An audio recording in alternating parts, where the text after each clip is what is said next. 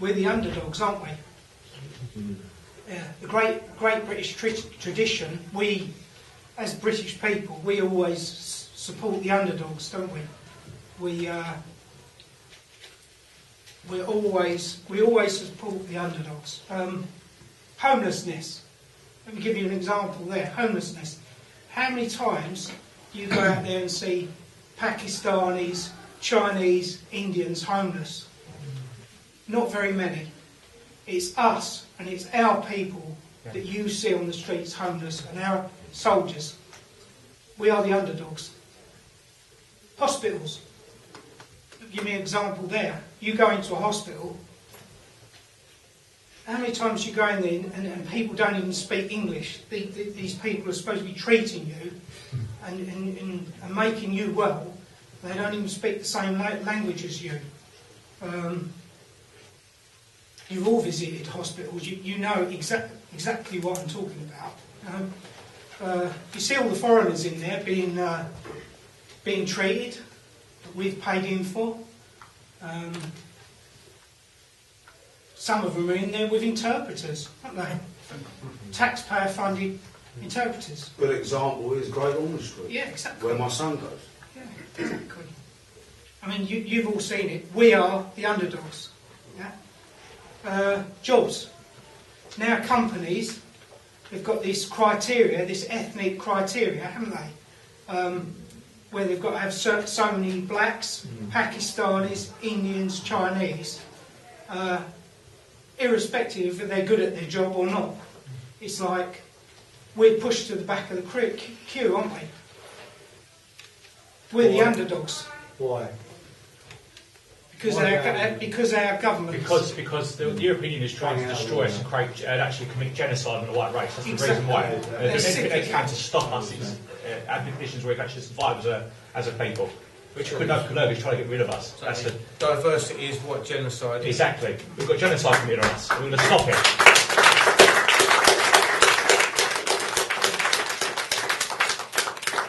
Pensions. Another thing I was going to say, pensions. We've all paid in all our lives, our fathers, our mothers, all our generations have been paying in for our pensions, so when we retire, we've got a pension. Now, we've got to work longer and harder to get less money. And all these people are coming into this country, they're getting their money, they're getting their pensions. Again, we're the underdogs, aren't we? We're the underdogs there. The economy. We've got the highest fuel prices in Europe. That we had North Sea oil. All that money's been squandered, hasn't it? All that money's been squandered. That was our money. That was our birthright. Now we're buying oil from Saudi Arabia, and when we give Saudi Arabia money, they use that money to buy mosques, to buy and build mosques so that they can colonise us further. Let me tell you something. Every one of those kids that blew themselves up in London, they've all been radicalised in a mosque that's been built in our country under our very noses, right? We are the underdogs. Illegal wars.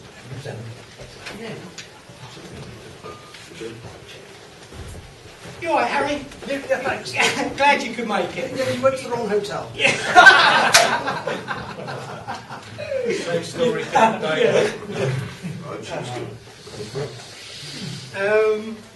Illegal wars. Our governments are starting illegal wars in the third world. We commit more troops than any other country in Europe. Our boys and girls are getting themselves blown up with inadequate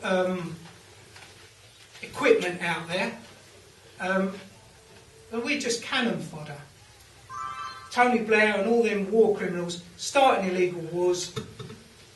Our people are fighting and dying. We are the underdogs. Utilities. Another thing. This is why we want to bring the private utilities back into the back to the nation. Gas, electric, water and sewage. you know, our families, our forefathers, have bought and paid for all our utilities, all the pipes in the roads, all the reservoirs. We've paid for that, and Margaret Thatcher sold that lot off for a song. So, if you think about it, it rains in this country. That's our rain. It goes into our ground, goes into the water table, goes into our rivers, goes into our reservoirs.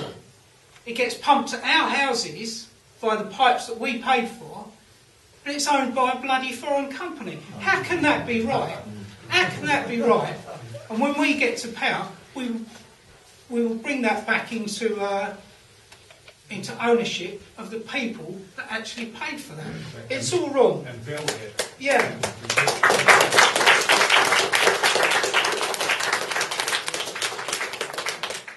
We're paying these extortionate bills to these giant corporations, foreign corporations, our gas and electric.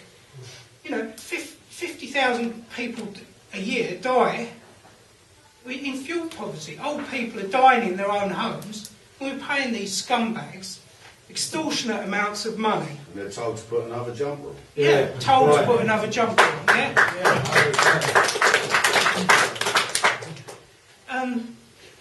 Excuse me.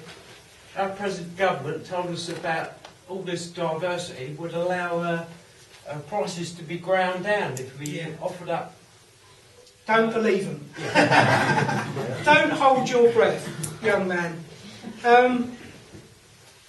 The British National Party, we are the underdogs of the underdogs. Let me give you some examples. When have you ever seen any accurate reporting on anything we ever do? Not happened. Not happened. Never happens. I worked in journalism. They can't. You know, the National Union of Journalists actually say you can only do two things when it comes to nationalists, or any kind of white interest politics. Either you don't report them or you slander them. Yeah. They are completely run by the Zionists. They are completely against us. You know. Yeah.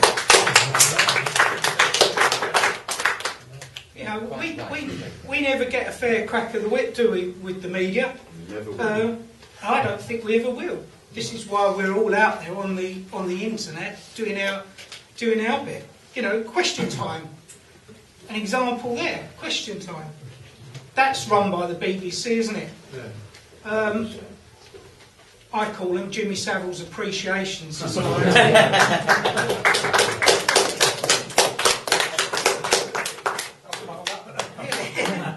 That's another government quango. That's owned by the government. So we don't get a look in there. Although I don't know if you saw the other day, we did get one in with the Andrew Neil programme. We got Simon Darby on there. So when we do get on there, we get a bite of the cherry. You know, we do okay. Newspapers, they're all owned by the Tory and media barons. The mass media, they're all owned by the same multi-millionaires. They're not here for us, are they? They print on there what they want to do. And then when we do get elected, then we're persecuted. Councillor Dawn Charlton, she got elected, and she nearly got elected to the county council. She gets her door kicked in by the Stasi, the Labour Party, making up stories about her. They can't work out why she's so popular. Because she's been arrested twice. They tried to put Nick in prison. Mike Whitby's another one, had his door kicked in. In fact, we did a Question Time in Wales last summer, didn't we? And I was chosen to be on the panel. And I was the only one on that panel who hadn't had his door kicked in. Because got that right soon, don't yeah. I'll have to electrocute my door. But yeah, I was the only one there who hadn't had my door kicked in. So it's terrible. However, in 2009, the last Euro election, the underdog of the underdogs, the British National Party, we bit them in the arse. We bit our cruel masters in the arse when we got 2 MEPs elected, one of them who's sitting here. I think we've got a chance, a slim chance, to get more elected here in 2014. We just need the money, basically. Finances. We've been left £6,300 for the region. I don't know if you know this. And this is something I would urge you to do. You can leave money to the party, and you can also leave money to the region. This gentleman from Colchester, he decided 2 months before he died he wanted to leave us some money, and he did. And this money is going to be put towards the Euro election. So, if you're about to die of syphilis, probably Mark Burnby, who's not here tonight, you're about to die of something, think about us, because the money will go to the government. The money will go to the government. You know, by all means, leave your family money and whatever you need, but think about us, because this money that's been left to us is enabling us to fight a pretty good campaign.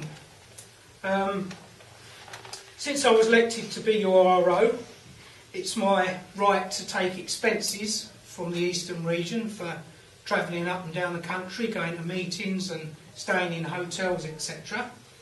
Well, I can tell you I haven't taken a penny since I was elected.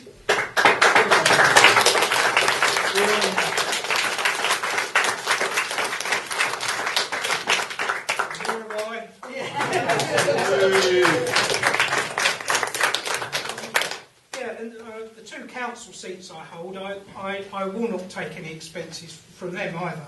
I consider it an honour and a privilege to work for my parishioners and for the British National Party. To a man.